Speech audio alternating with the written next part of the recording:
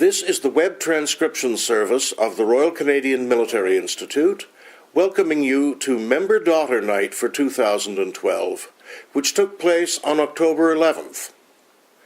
Our guest for the evening is Lieutenant Col Jennie Carignan, a 27-year veteran of the combat engineers, including service in Kosovo and Kandahar, and currently Chief of Staff of the Land Force Central Area.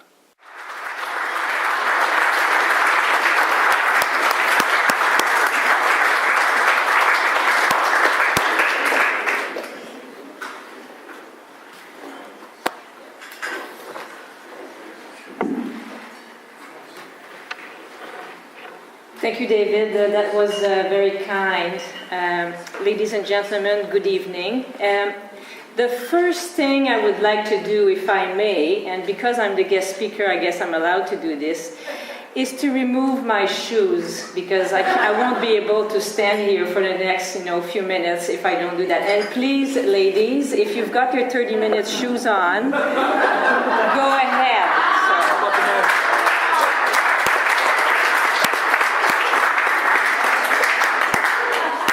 So it's a pleasure and it's an honor for me to be here tonight in such great company. Amélie and I are very delighted to be here. We've felt very welcome and very at home here. So thank you very much, Ed, for the warm welcome. Very much appreciated.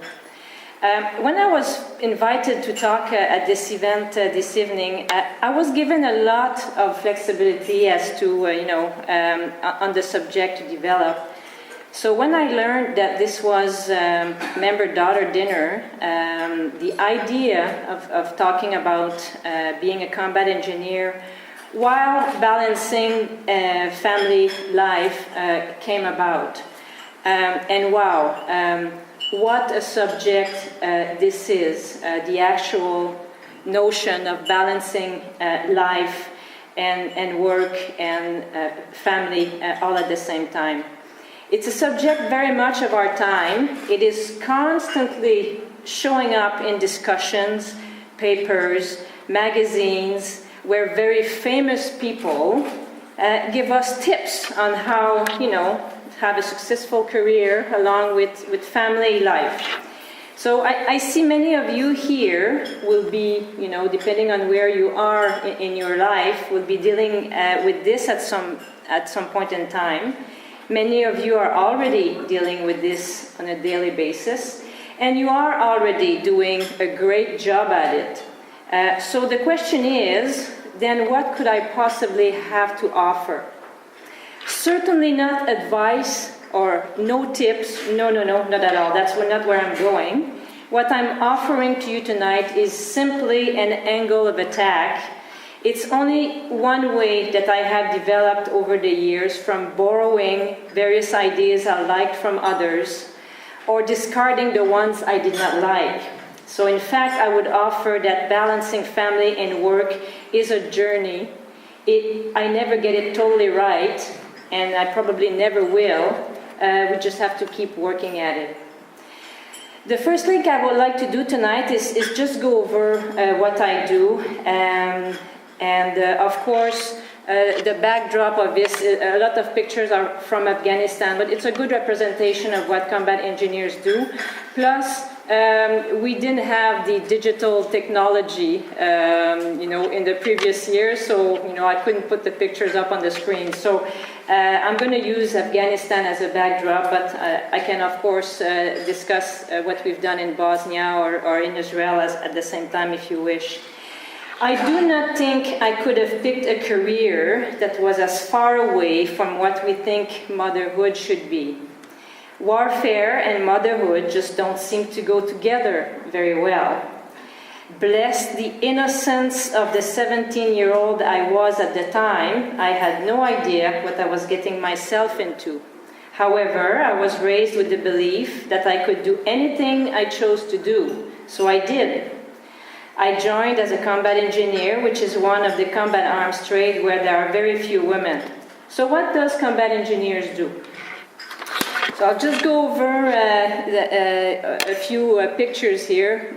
No worries, I hope you have strong coffee, because after a good meal and wine and so on, But just move on to the next slide, Bonnie.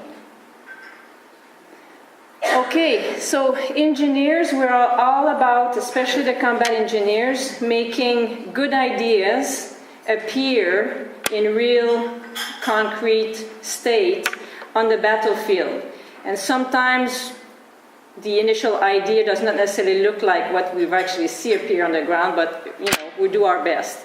So for me, how it felt in Afghanistan is exactly like Mr. Clausewitz is saying. Everything was difficult. A very, very simple task became a huge undertaking, lots of planning, lots of preparations, because, of course, the enemy has a vote in everything we did over there. Next slide. So just very briefly, I only know a very, very, very, very small part of Afghanistan, and my knowledge is very tactical, and it's around Kandahar city, period. So the areas where I used to operate all the time were the Daman, Arghandab, Zari, Dan, and Panjshir districts. These were the main provinces the main districts out of which I was operating from. Next slide. The engineer role. So what do we do? So I was basically operating on three types of function. The first one was the protection of our own troops. So force protection, which is very close support to our combat troops, counter-IED, cleaning the battlefield out of any unexploded devices and so on. So that was a big part of what we were doing. And a lot of construction of tactical infrastructures, which is the infrastructure that protected our troops deployed out in the various districts. The second portion was heavy participation in the stabilization efforts, and these are the projects focused at supporting the Afghan population. So construction of schools, construction of roads, construction of district or governmental type of infrastructure. These were the type of things that we were doing, involving the Afghan heavily into inputting into the project, and we helped them making it happen. But a project like a road, paving a road through a district, is a very anodyne thing that we do here in Canada. But in Afghanistan, it's actually a way to fight a counterinsurgency. When you have a road that cuts through various tribal areas, we force the tribes to talk to each other to figure out where's the best place for this road to go. So it may take 6 months before we get a decision, but the important thing is not necessarily the road, it's all the talking that happens before the road gets going. So it's a bit hard to put ourselves into that mindset when we deploy. And then finally develop the Afghan Army engineer capability. So I work very, very closely with the Afghan National Army in developing their engineer capability as part of their armed forces. Next slide. So force protection. So you see a sapper there. He's basically getting the unexploded devices ready for disposal. And so we used to do this very, very regularly. Next slide. Implementing obstacles. So again, it's to control the movement of the insurgents in our area. So we had to put in barriers and guard these to make sure we channeled all the traffic in the same area so that we could control who were the bad guys and who were not. Next slide.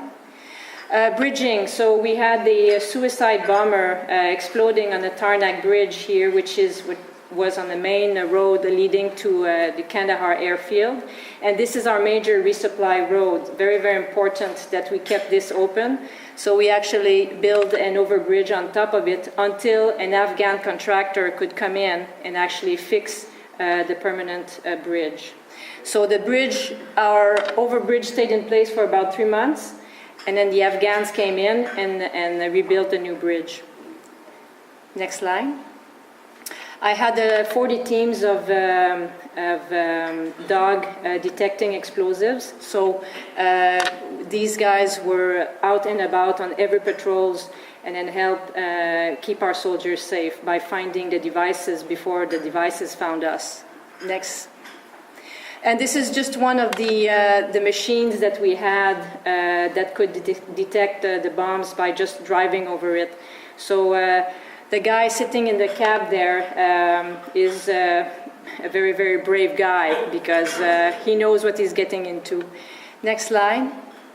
Stabilization operation, just a few pictures on this. Next one. This is Governor Wessa, which was there while I was there, so he's been replaced since I left.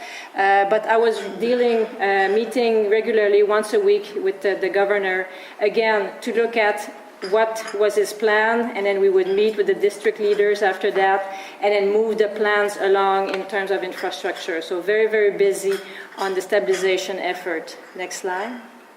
So this is a type of infrastructure that we would put in place with Afghan contractors, with our own troops. It was all a mentorship type of thing, along with the Afghan troops as well, to train them on how to actually set themselves up in the field. So this was a forward operating base for Afghan troops that we were getting ready. Next slide. Develop the Afghan engineer capability. So again, train the Afghans on how to handle unexploded devices, IEDs, and all of that. Next slide. I was working very closely with the commander of the Afghan brigade that was operating with us in the same area. So General Abibi was the commander, and then what I regularly did is I did the same thing with him as I did with my commander in terms of providing engineer advice, reporting on how his engineers were doing and so on. Next slide. And this is the engineer company commander that we were mentoring. A fantastic soldier, very dedicated, very, very difficult job that he had. And, this is the day I was leaving. That's why I had the big smile on my face. But he basically came along and was giving me gifts for my daughters. So that was very kind of him to say goodbye before I took the plane back. And next slide. And this was my crew. So how did I actually do this? This was my vehicle crew. We spent lots of time together out on the road. And I have the two gentlemen, the one beside me and the one at the end there, my crew commander and my gunner. Both of these guys got Medal of Valor for their actions under enemy fire. So I had the best crew in NATO was in my lab. And this was Christmas, so my driver there is, a funny guy. Next slide. So spent lots of time on the road in my vehicle. So we ran about a total of 10,000 kilometers total during my time there. So I average about 1,000 kilometers on the road every month. Next slide.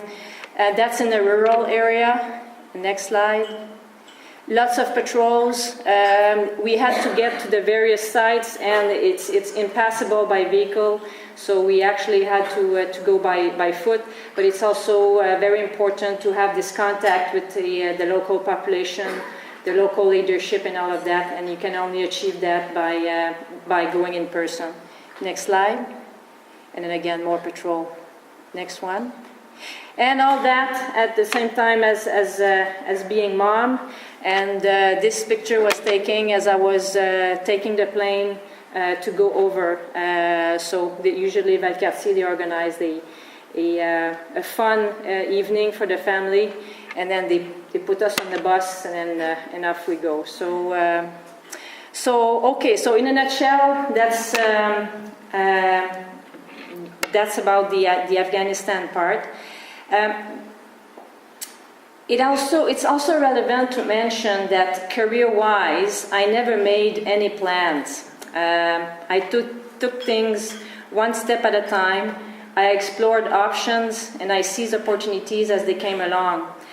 I made choices that I was happy with while considering the needs of those close to me. And when I'm not happy as a result of a decision, I just change it and I move on. So I only saw things in very small increments. I went to RMC because that's what I wanted to try, and then kept going like this, and as I was happy with what I was doing, I just kept going with my career. Now, what I'm proposing to do at this point is to have a little fun with the expression balancing work and family. Where is this coming from, I'm asking? Sorry, did somebody say something? No? This is a very modern issue, and really I have not been paying much attention to it. I regularly have this question put to me by various people in various forums. Even my mother threw the question at me, and the only response that I could come up with was, I don't know, I have no idea, just do it. So, but the most embarrassing thing is when a journalist asks you the same question. Unfortunately, you have to come up with some smart response, and you have about 10 seconds to make your point. So bottom line, I was always baffled and waffling through every single interview, and believe me, I had a lot of those as being one of the few in my trade. So no matter what the subject of the interview was, that hideous question always came. So I would like at this point to give you a sample of such an interview. This interview I was giving to BBC International from Afghanistan in 2010. And I would, direct your attention to the tone and the insinuations behind the journalist's question on the balancing work with family issues. So also know how I waffle my way out of that question. So, Bonnie, roll it. Now, with the conflicts in Afghanistan and Iraq, more women have fought alongside men for prolonged periods than ever before. Now, of course, women have been serving in the military since the 1700s, but it wasn't until the late 1940s that they started to receive official recognition as fully fledged members of the armed forces. Today, women make up 15% of Canadian forces, 20% of the US military. In countries such as Israel and China, women face conscription. In Britain, the military employs more than 7,000 women, and the Defence Ministry is currently reviewing whether they should be able to fight in frontline combat. Lieutenant Col Jennie Carignan made history in 2003 when she became the first female deputy commanding officer of a combat arms unit in the Canadian military. She's now stationed in one of the most dangerous parts of Afghanistan, the southern province of Kandahar. From there, World Update's Dan David spoke to her and asked her how male officers of the Afghan National Army react to her. The uniform helps a lot. As soldiers, I think we have a lot in common, and we're all in this together. Do they treat you like an honorary man, in those occasions which occur so much in that kind of unconventional warfare, where you have to sit down and drink tea with local chieftains and so on? Do they decide that they're going to call you a man? No, they don't call me a man, but they basically treat me like they treat any of my male colleagues. So I sit down with everybody, and even in one instance, the district leader pointed towards me saying, we have female soldiers coming from outside, coming in to fight with us here. I think we should take example of that and do the same thing. Amazing. And what about your own men in your own units?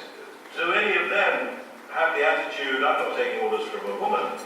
No, the reason for that is that I'm in my 23rd year of service. I have grown up with everybody, so it's not as if I was parachuted into a brand new organization with very different rules or anything like that. So where I've had a few tensions is at the start of my career as a young lieutenant, but a lot of young lieutenants get, that sort of resistance as they come in. So you basically have to earn your spot. Could a woman have a conventional family life as part of, in parallel with, a successful commanding career in the military? That is always a challenge for anybody that is in the military because of the lifestyle that we have. So So in my case, I am married and I have four children.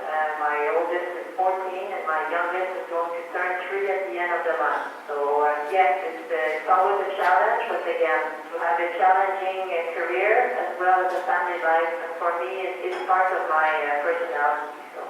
And what do your children think about you being on the front line in Afghanistan? So my husband is also ex-military. He served 22 years as an engineer as well. So we manage that so that the children understand what we're doing here, but at the same time we're very careful not to overemphasize the level of risk that there is here. So we manage that very carefully. We don't watch too much news at home. Sure, I can understand that. Now, what do you say, Colonel, to those who you must meet, and I guess to those who might be shouting at the radio listening to you, who would say, you should be at home looking after your family, for goodness sake? Yes, and I am when I am home, but I think, when I speak to my children, at the same time, they're also very proud of what I'm doing here, and my husband is doing that extremely well also while I'm leaving. So I guess you have to have some support at home. So I trust my husband at 100%. He's doing an amazing job, and that's the way we've been managing that for the past 20 years. And are there situations in which being a female commanding officer or female in a combat situation is actually an advantage? I would say yes. Right. So,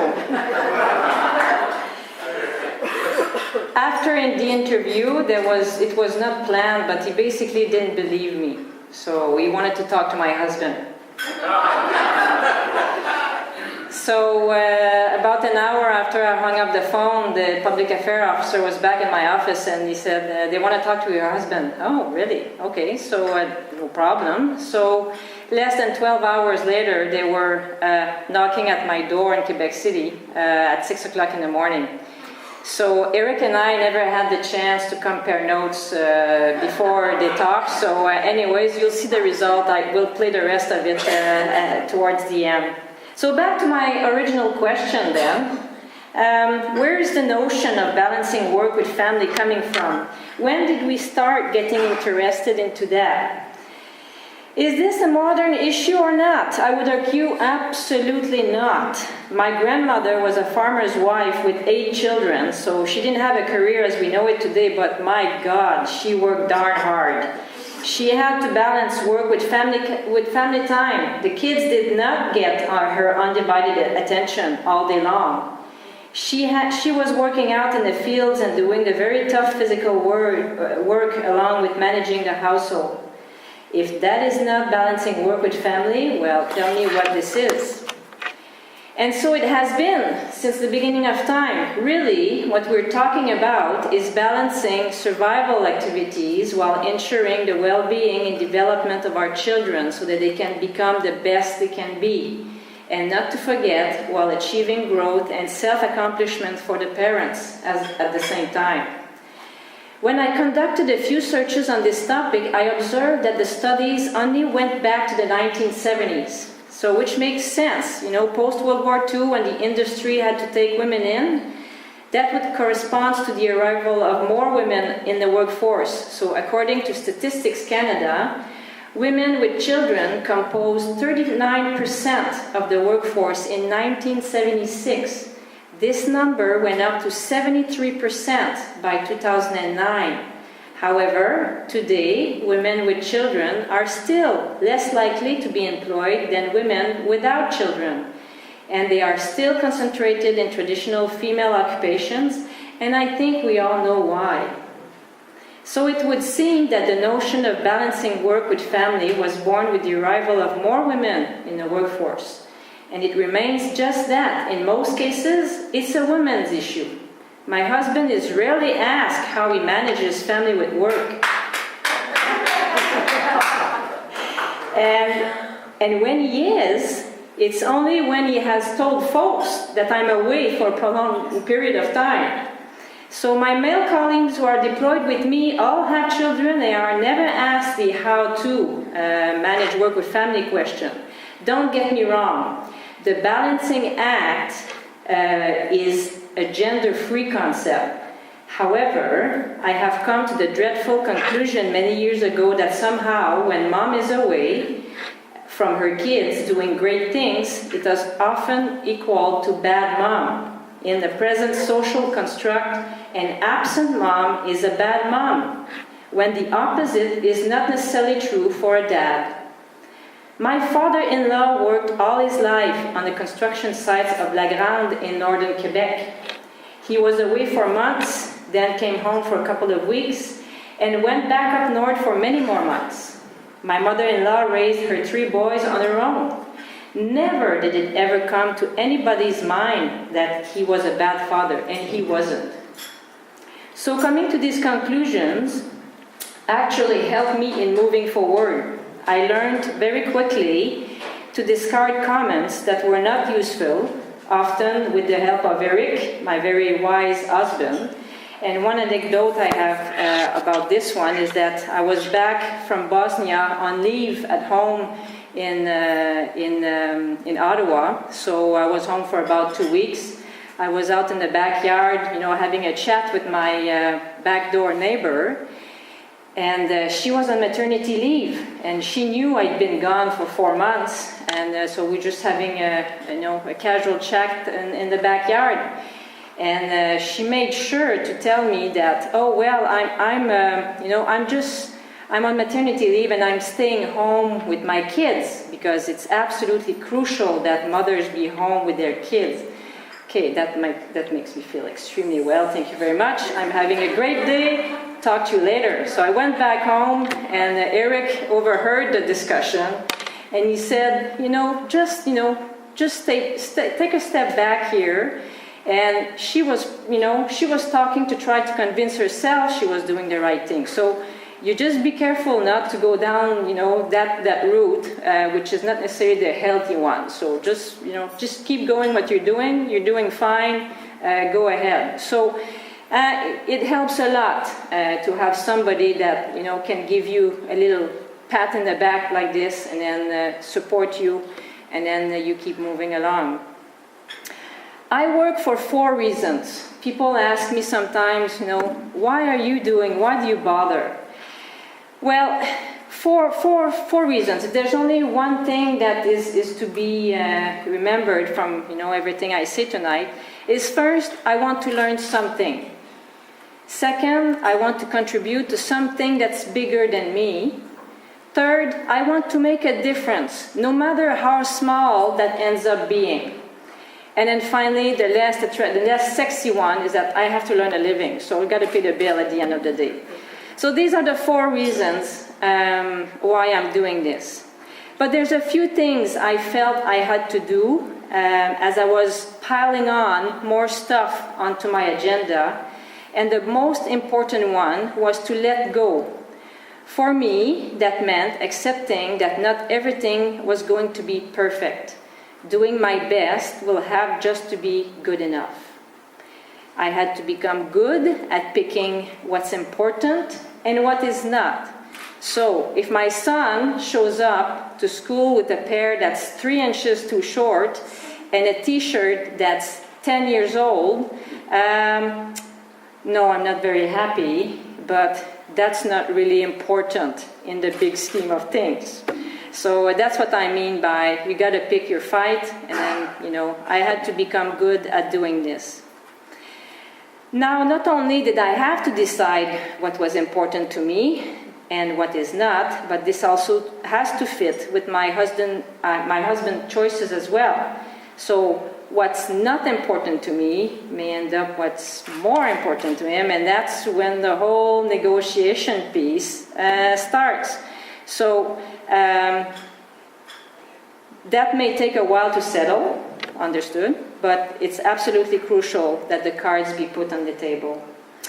So I will conclude by giving the floor to Eric and the kids, and as you can hear them in that second part of the interview with BBC, and by the way, as I said earlier, we never compared notes on this. He walked into this one completely blind, so let's see what he had to say. Actually, he did better than me on this interview, so. Spare in the morning, please.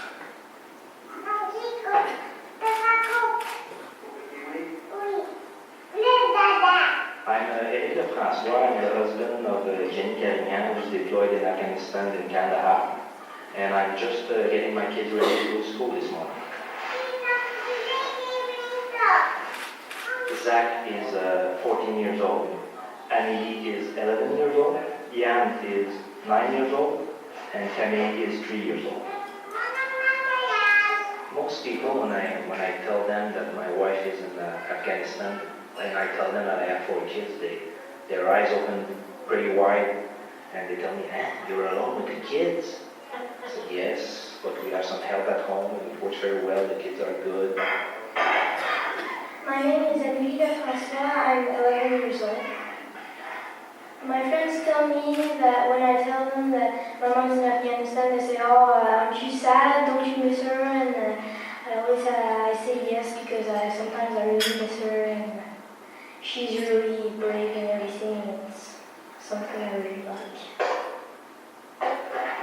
When the people say a mother should be at home raising her kids, you have to ask yourself, the kids is one out of 2 people, a husband and a wife usually, and they both have a responsibility to looking after them. I don't think it's more the task of the mother than the father. It's a teamwork.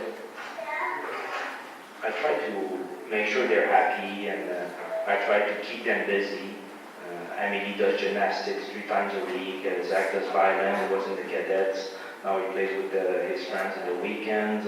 Ian plays piano and he plays hockey. So I try to keep them busy so that they always have something to do.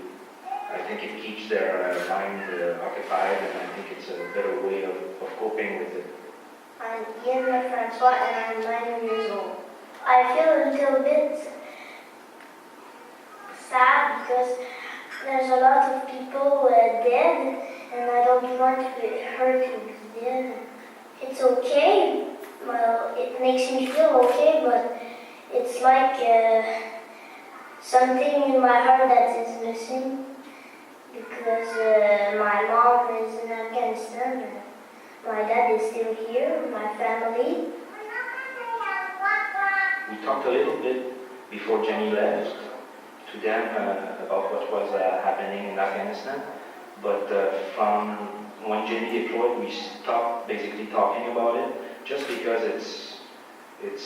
I don't think it's sane to have them worry constantly about maybe the danger that their mom faces in Afghanistan. So we just keep it quiet and answer the question here and there, but we try to live normally and put that behind us.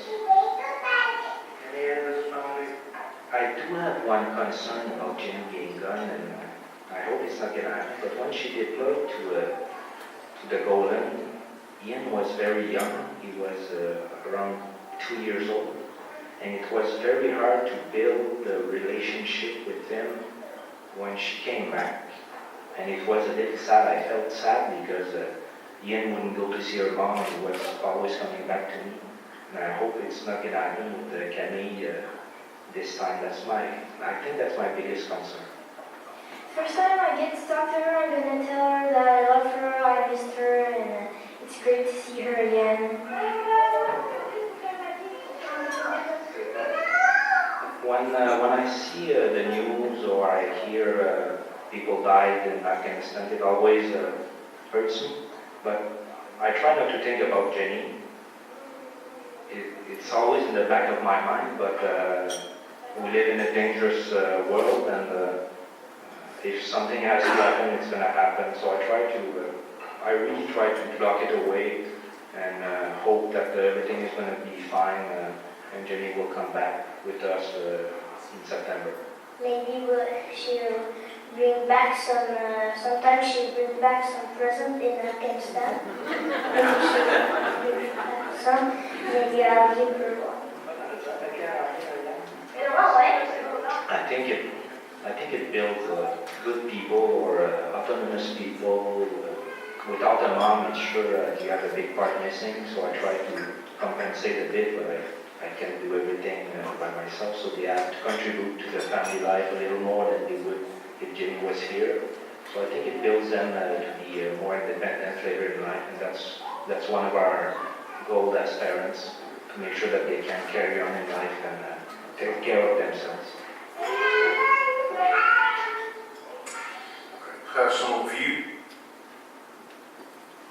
Okay, so that concludes this part. So at this point in time, I guess we can take questions. Yeah, by all means.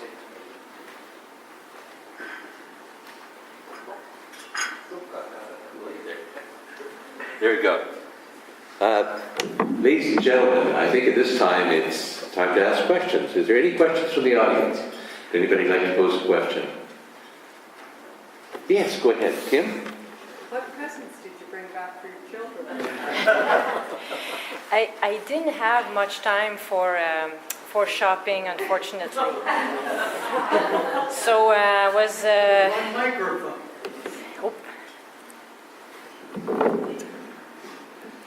Yes, our shopping time was a bit very, very small. So I brought back some very typical things that we found in the bazaar. So every once in a while at the Kandahar airfield there was a bazaar, or sometimes we would stop for patrol and I would grab something from the local. They were very surprised because the soldiers usually don't go shopping. When I said, well, I happen to be a woman, so there you go, I'm doing my shopping today. So I brought some scarves, which is very we find it a lot of it over there. Yes. I have a question myself. What was it like being a woman in Kandahar with no boutiques and shops? There were some. So as I said, there was the bazaar that we have every once in a while, and of course there's always the PX, the American PX or the German PX. Nothing too interesting there. No boutiques. No boutiques. No. Yes, go ahead. So, I think part of your job was to sweep for live bombs along wherever, but also maybe to build bridges and to build roads. And so, did you find that it was more dangerous for you when you were going to somewhere to construct something, or once you got there to keep it safe to construct it? Mm-hmm. Yeah, that's a very good question. The thing about this type of battlefield is that danger is everywhere. So compared to the more conventional battlefield where you have a definite line, there's the enemy on this side and there's the friendly forces on this side, that doesn't exist in Afghanistan. So you could just go for a very easy thing like delivering a generator to a forward operation base, and you would hit an IED on the way over there. You could set up at a place for 2 weeks to build a fob, which is very, very stationary, and not get hit by anybody. However, we have ways of avoiding that by observation and all of kinds of things, but we did get rocket attacked sometimes on the positions we were trying to build and so on. So nothing is simple, and the enemy is hiding amongst the local population, and you can't tell if he's a good guy or a bad guy in most cases. Some of them, we get to know them a little bit better after a while. But so it's a very complex, it's a very difficult ground to operate in. Any other? Whoops, way over there, Ross. Were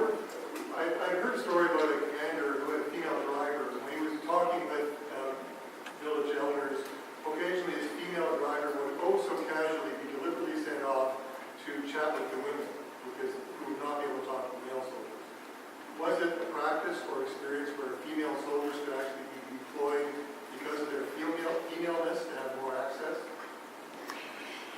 Yes, I was not involved a lot with women in Afghanistan, and so you really have to get yourself organized and set up when you really want to have contact with women over there. If there was a group of women together in a village, they would, watch us go past on the patrol. They would move away from the patrol, and they're all wearing burqa, so you can't see their faces either. So if I try to approach them, they will not want to talk to me because they don't want to be seen talking to anybody, even if I'm a woman. And I'm more a soldier to her than I'm a woman. When we deliberately wanted to, I'm going to use the word target, when we deliberately wanted to have contacts with women, we had to bring them into a specific type of thing. For example, a medical clinic. So we would open a women's medical clinic. It would be advertised as such, and we would have women medics actually, looking after women. But on patrol, very, very difficult to have this spontaneous, discussion with any women. The only place that I had, where I could have a group of women to talk to was in prison. So downtown in Sarposa prison, there's a wing where it's women only. And I went there, a few times, again, just to have a discussion. I was just curious about their lives and about, what is it like, how are you guys, go through the day and so on. But a lot of them had a lot of mental issues, very, very difficult, sick. They had their kids with them in prison because they can't leave them when they go. So newborns, 6 years old, 5 years old kids running around with them. That's pretty much the close contact that I had with women over there. But very, very difficult to get in contact with them. But once we went in, and I couldn't help it. I had to conduct a few experiments while I was there. But I basically brought the men with me inside the wing. And the cultural advisor, who is an Afghan Canadian, just about, was dying of a heart attack. He said, "You can't do that." Well, I said, "I'm going to try. I'm going to see how it goes." And the reaction was absolutely phenomenal because we brought blankets, we brought toys for the kids, clothes and all of that. And the women there interacted with the men very, very, almost normally, which was, great to see. So again, that's a small social experiment that I tried while I was there. So. I guess, related to the last question, are you aware of any kind of long-term changes in attitudes at all towards the Afghanis seeing women in combat roles? About the Afghans seeing us? Yes, or either the men or the women seeing women in combat roles. Do you think that there was any kind of change in their approaches or their long-term social attitudes? There are women in Afghanistan right now in various roles. They are not in the army, but they are with the police. There was prison guards who were women as well. So for example, we were training a group of 20 women out of the Provincial Reconstruction team in downtown Kandahar. So we were running, not me, but the police, the international police that was there, they were running courses to qualify women. And some of them were actually working also downtown because we regularly went to the police headquarters downtown as well. And there was a policewoman there, but unfortunately they get targeted.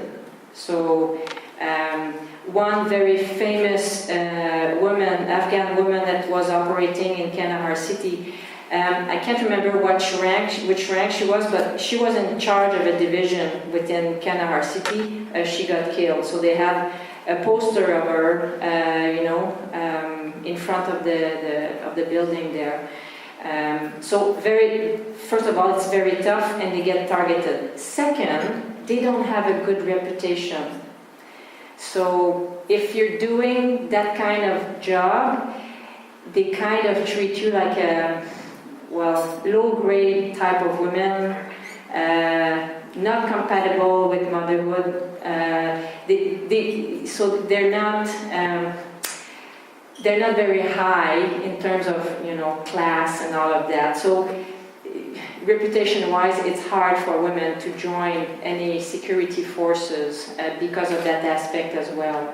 So, yeah, very difficult. We had another question over here. Yeah. Ray wanted to ask you, Colonel, you're 20 years in now.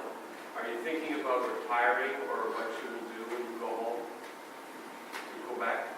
Okay, what am I going to do when I grow up? I don't know. I haven't figured this one yet.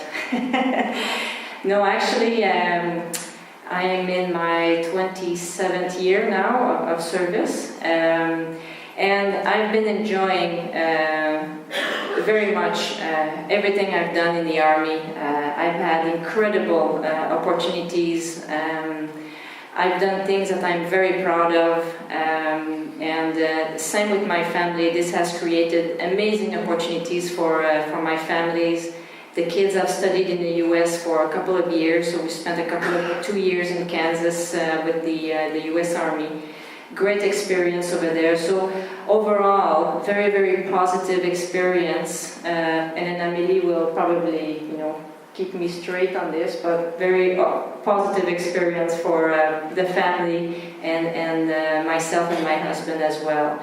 So no retirement, not for now. Yeah. Last question then, because I promised Jenny we wouldn't keep her up too late tonight. There's a sapper. Oh, there's one over here too. Okay, well let's do yours first, and then we'll do yours next. I think when I first heard you were going to speak tonight, I thought to myself, how does somebody, and probably a woman, but how does somebody decide to be an engineer in the Army? And so how does that start? And some people join the Army, I think, for education. Some people fall into it. And I wonder, how did you get in to where you are? After, you just don't know sometimes why you've decided to do this at that time, but I was bored. I was bored out of my mind in school. So instead of getting into trouble, I was looking for some action. So the RMC option looked very attractive to me. Sports, military activities, and nobody in my family is military. I didn't even know how to, I didn't even know what the uniforms looked like. I'd never seen a soldier before in my life. So I said, well, RMC looks interesting, I'll try that. So went to RMC, had a very great time there, good experience at RMC, did my mandatory service after that. I always had the intention of, okay, once my service is done, I'll just go do something else. But I was enjoying very much what I was doing. I was starting to feel competent, starting to get a little bit of self-confidence. Okay, I can do this, and then I just kept going, and opportunities opened up. I never thought I would be commanding a unit. I never thought I would find myself in Afghanistan. It was not even planned for me to go to Afghanistan. I'd been specifically told, you're not going because of what you're doing now. Okay. Somebody offered, are you coming? Oh, okay, I'll go. Yes. And so it's always been like that. And as I said, never made any formal plans. Okay, I want to do this. So I'm not a big dreamer. So when I hear follow your dreams, that's really not me. I'm not sure I ever dreamt of anything because I guess I'm scared of being disappointed. So I just go one small increment at a time. Okay, gentleman over here. Colonel, I'm a sapper as much as you are. although my warrant expired many years ago. Colonel, one of the things that I'd like to hear you speak, at least briefly to, is this bloody mess of roadside bombs and the what steps you were taking to do something about it, because quite frankly, as we all know, a significant portion of our losses in Afghanistan were to that kind of enemy action. Do you have a point of view on that? Oh, absolutely. And we can see that we got better at this. We learned a lot also from the beginning. Because initially when we landed in Afghanistan, there was no ideas for the first, for the first couple of years. And then IEDs started to appear. So we had to go through the learning process. So our tactics and our mindset had to be changed, and we did that. So, for example, if you need to go from point A to point B, you can't drive like you drive down on the 401. If you see a culvert, you stop. If you see a suspicious hole, you stop. So a 5-kilometer stretch can easily turn into a 3-hour drive. And after a while you get good at, okay, I've been here yesterday, that didn't look like that, or and so on. So you could get a little bit faster, but again, you really had to change your mindset and do this. So as soon as people started to do that, we were able to save a lot more lives. We had lots of improvements on our vehicles as well. We had lots of improvements in our mine detecting, metal detecting equipment as well, how to use them. So a lot of improvements over time, and a lot of improvements at targeting the network also of the folks actually installing the bombs. So that work was also going in the background. So, make sure that the soldiers that are, going around the battlefield know what to do, but also we have to fight we have to counter these IEDs by other means, by looking at the bombers as well.